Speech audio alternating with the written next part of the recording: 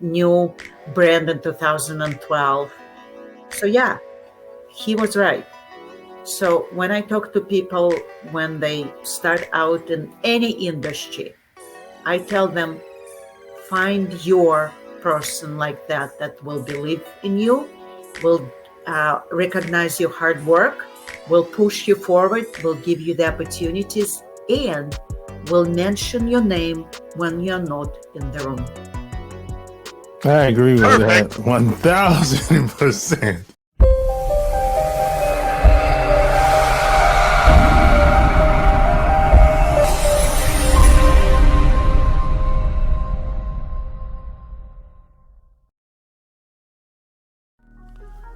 This episode is brought to you by ERC. Let me ask you a question. Did you have a business during the pandemic with 5 or more employees? If the answer is yes, you might be leaving money on the table. All you gotta do is go to ercbankroll.com and you can get your money. The best part about this, it only takes 5 minutes or less to see if you qualify. Go to ercbankroll.com and put in your name, email address, answer 2 questions, click on the submit button, and you're done. It's that simple. And get your money. So don't wait. Go to ERC Bankroll. Back at you with another episode of the Online Marketing Secret Podcast. I'm your host, Lopaze. So like and share this episode. And P.S. and by the way, anybody you would like to see me bring on, any questions, any concerns, any help you might need, maybe you need help how to promote your website, maybe you need help with videos, maybe you need help how to start a YouTube channel, I can help you do all that. Just send me your emails at support@kingofcashflowwebsites.com or just click the link in the bio. So that's how you get in touch with me. So with that being said, I have another special guest today. She's an executive from Russia who started her telecom career as a secretary, and now she's gone on to become a CMO of a prominent industry organization, Telecom Infra Project.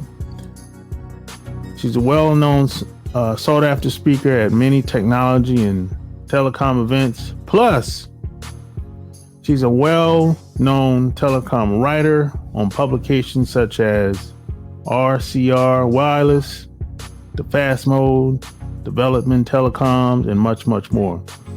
Plus, she also has a brand new book called Unlimited: How to Succeed in a Workplace That Was Not Designed for You, which can be found on Amazon.com. My special guest today is Eugina Jordan. Welcome to the show.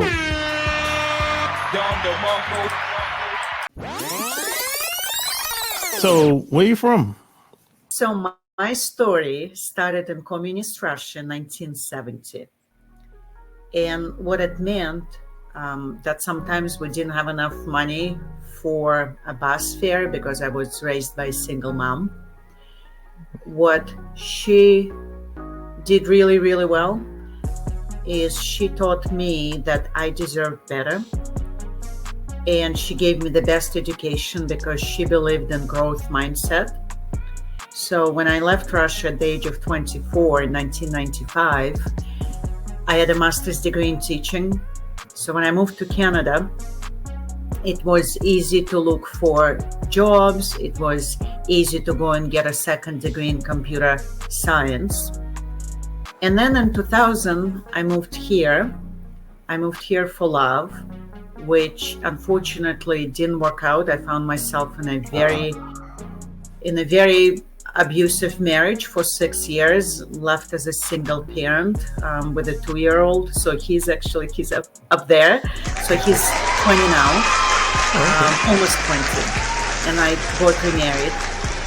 And the reason I'm telling you my story in such detail, because the question is, where are you from? It has multiple answers. There is your birthplace. There's a place where you went to school, where your heritage is. So for the longest time, for 23 years, I used to live in Massachusetts, where I started my career in telecom 23 years ago, where I became a marketing manager and worked my way up to the CMO. And then as we became empty nesters, my husband and I and our 3 dogs, we moved to South Carolina. So now the question, where are you from, is I'm Russian-born American, used to live in Massachusetts, and we drive like crazy, right? So, we do.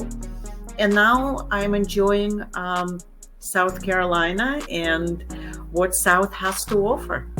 Yeah. I'm from South Carolina. I'm from the Myrtle Beach area. Oh my God, I live in Myrtle Beach. Oh shit! Yeah. I live in Carolina Forest. How awesome is that? Oh, my sister live over there. Yeah. That's a coincidence. Is that a coincidence or what?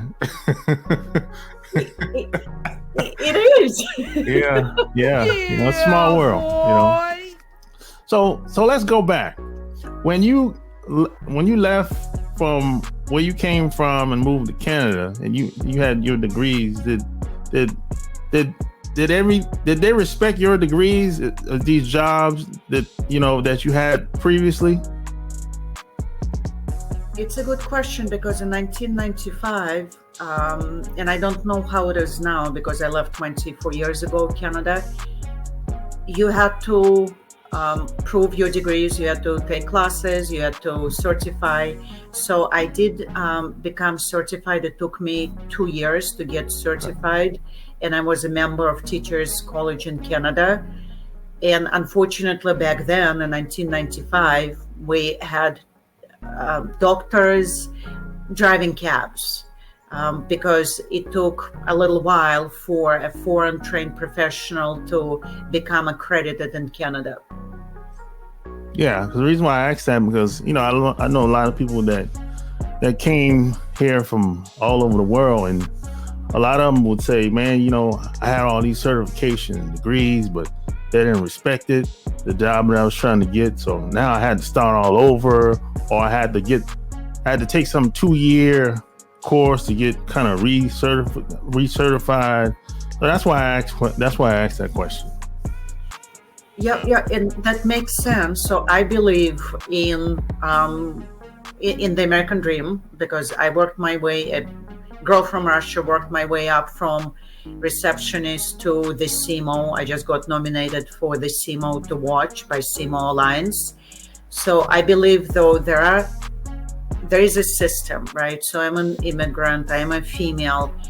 We need to be responsible for our own destiny, and we need to do what we have to do. If I had to take the classes and the courses to succeed, I'm going to do that. I'm also going to find the helpers, right? So sponsors and mentors to help me. I'm going to be responsible for my own destiny. And that's how I built my career. And that's why I wrote that book. In the back, there is, the book Unlimited right there. So I believe in that. So whatever needs to be done, we'll get it done with good people helping us. Yeah. So speaking of mentors, back then, now I can imagine finding a mentor back then wasn't like it is today. So how was it you starting off as starting off as a receptionist? I mean, how was it? Was it difficult? Was it tough? Was it a lot of politics? How was it back in the day?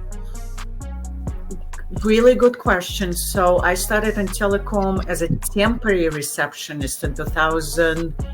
And one, right after 9/11, there was no jobs available. I had a mom to support in Canada. So when the CEO of that tiny little startup hired me, he was not hiring me to do the receptionist job. He saw something in me that back then I didn't even see. He saw the fire in my belly. He saw my growth mindset. So he hired me to help him build the company. I became his executive assistant. I became his chief of staff. I managed the board. And then I decided to move into marketing. And I remember it was January of 2007. I found out that there was an entry-level job in marketing. I was a newly single parent because I decided to leave my abusive husband, and money was tight, so I couldn't go back to school. So that marketing job was my way to grow and build my career. I walked into my CEO's office. It was early in the morning. I didn't even say good morning. He was typing on his laptop, and I said, blurt it out. There's a job opening in marketing. Please let me go. And then I went like this. And he looked at me, got out from his desk, came around, gave me a big hug, and he said he couldn't hold my ambition. Fast forward to 15 years. I sent him my book, Unlimited, and I thanked him for everything that he's done for me throughout working with that company, and how he encouraged me and how he sponsored me. And he sent me a WhatsApp message, and it said, it was not only the right decision for you and me, it was the right decision for markets, companies, and people that you've impacted since that. And here's some stats. 12 patents in the industry, created the new market category, launched Cisco's new brand in 2012. So yeah, he was right. So when I talk to people when they start out in any industry, I tell them, find your person like that will believe in you, will recognize your hard work, will push you forward, will give you the opportunities, and will mention your name when you're not in the room. I agree with that 1,000%. So like, how did you learn marketing? And by the way, what type of marketing were you doing specifically pertaining to that job at the time? So I'm a self-taught marketer. You what? And I drew back and still draw back from my master's in teaching, because marketing is storytelling.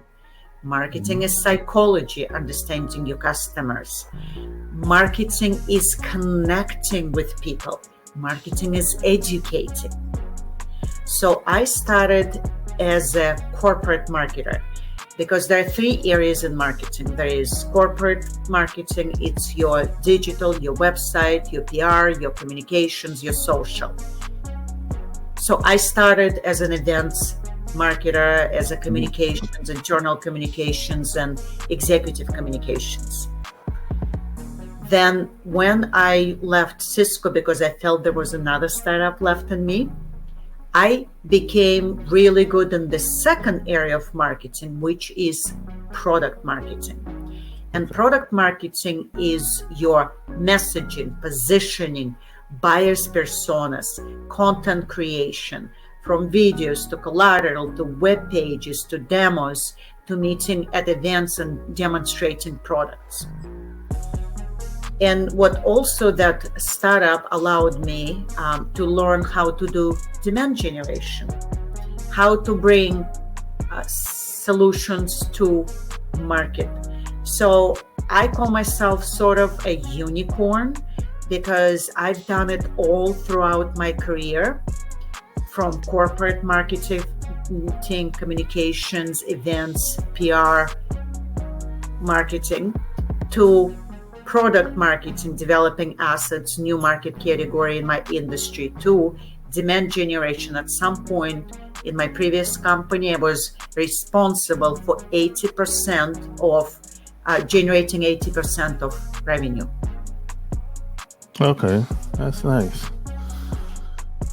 So, okay, so as you were moving up, the corporate ladder, how did you find out about patents? Because I recently, probably 10 years ago, I recently found out what it was really all about. But when I was in my 20s and 30s, I didn't have a clue what that was all about. So how'd you get into that? So you're describing my journey, right? So you learn, you had no clue, and then you learn. So because I was working for a startup and we were exploring different solutions for our customers, I was coming up with a lot of ideas. And then I was partnering with technical teams to develop those ideas. And that's how we were developing the patents. Me coming up with ideas and then partnering with the right technical teams to develop those patents, and then working with the patent office in our company to patent those ideas. Okay. So I guess at some point you said, I'm going to help other people do this, I guess take the path of least resistance, so they won't have to learn through trial and error like I did. So what made you want to do that? Growth mindset. I was always interested in technology. I have a computer undergrad, so it came easy to me. And it's just being curious, what can we do? How can we disrupt the market? How we can bring innovation? So the foundation for that is growth mindset, curiosity, agility, and desire to learn and make products better for your customers. That's good, because a lot of people, when they move up, some people be like, they'll pull a ladder behind them. A lot of people are like that. So that's why I asked that. What made you want to, share your story and show other people that, it's a good possibility they can do the same thing too. But a lot of people, when they get to that top, they're like, hey, you on your own. And what you are describing is common in some people. Yeah. I believe in abundance mindset. I believe that success is not a pie, and there's enough for everyone. I'm a part of different communities for executive women, where we support each other. We recommend each other for different businesses, opportunities, promotions. We across, different industries in the US. We support each other on LinkedIn because we believe that success is not a pie. We also realize that though in our industries, we might have been the first ones, we might have been the last one, might have been the only ones at the table. But our goal is not to be the last one. And that's why I wrote this, this book called Unlimited.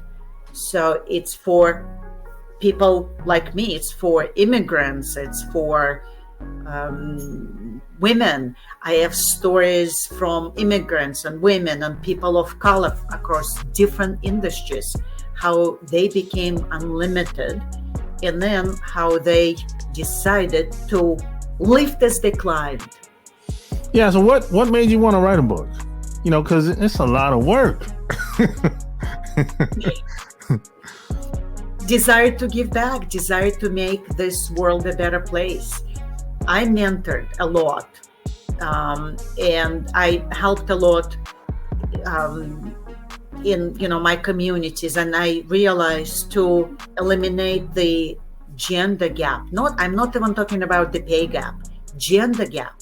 In my industry, there's only 12% of women that are in the C-suite, 12%. Yeah.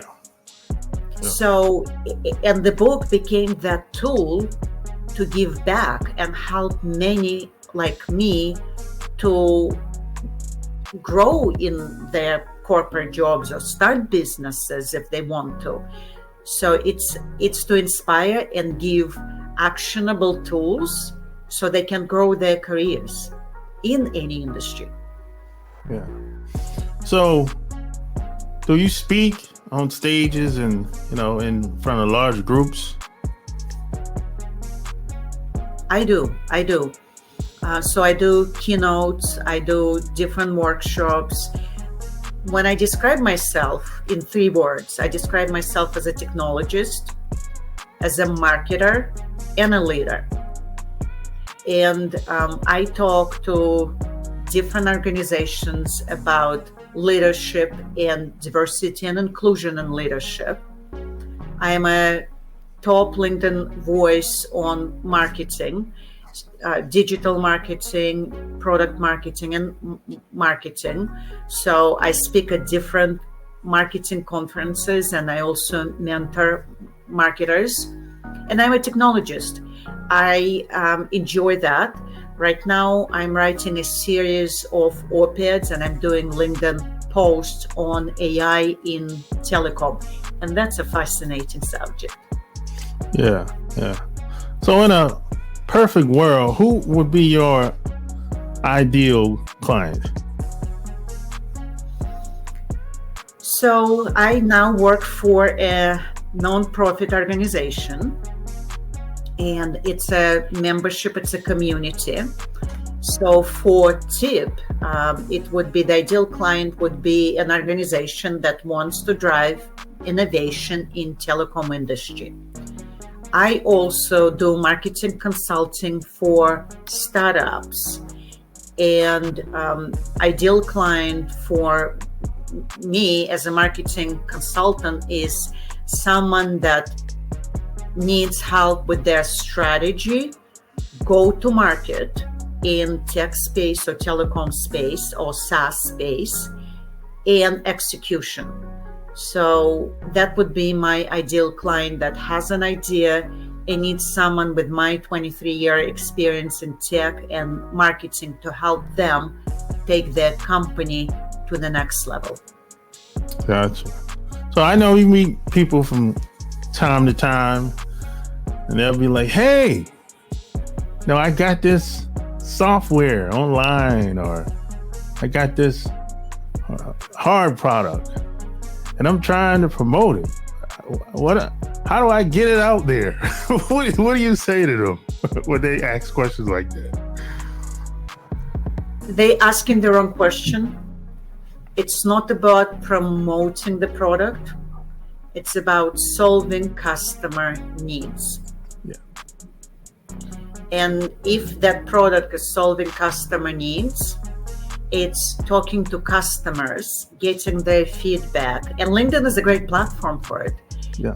Getting feedback on that product and connecting with customers and seeing if they want to give feedback on the product, trial it out, and seeing how you can solve their challenges. It all comes down to a customer and their needs.